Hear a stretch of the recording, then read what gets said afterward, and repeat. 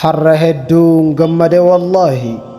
Namni kun maqaan isaa Ajmad Yuusuf jedhamam. Lammii Sooriyaatiin waan inni lammii isaa godhe dhaggeeffadheetiin garaan kun na badeem. Ganda tokko ture biyya Sooriyaa keessa Hayya Tadaamuun ganda jedhamu. Falasxiinonni achitti baqatanii jiraataa turan. Sooriyaanota waliin jiraachaa turan. Bakka takkatti namichi kun namoota 500 ol qabee osoo namni ijaan arguu viidiyoo waraabaa boolla takkatti rashanee awwaalaa ture. Subhaanallah. Yeroon inni akkas gochaa ture sun yeroo Bashaar al-Asadiin biyya bulchaa turedha. Waan ajaa'iba namatti ta'u addunyaa kanarratti akka waan waaruun aangoorraa isa akka waan hin buuneem akkuma waan aangoorra zalaalam turuutti gochaa san hojjechaa tureem. Inni immoo jeneraala biyyattiiti.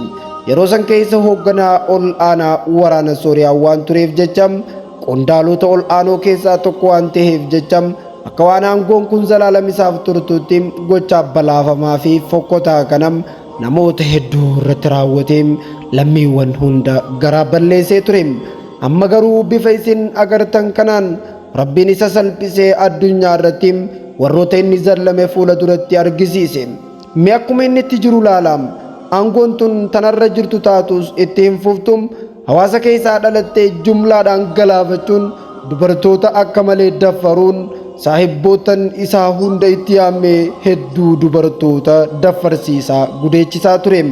Waan ajaa'iba namatti ta'u bara Bashaar biyya bulchuu san keessa namni akka isaa dhaabbaa irreedhaa ture hin jiru.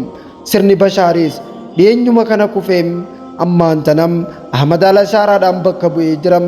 Namichi balaafamaan Ajmad jedhamu kun erga sirni isaa sun kufee boodam biyyattii Sooriyaa keessa dhokatee jiraachaa ture. Har'a immoo harka mootummaa haarawaa kan Sheek Muhammad Al-Jawlaaniin hoogganamu harka bu'ee jira.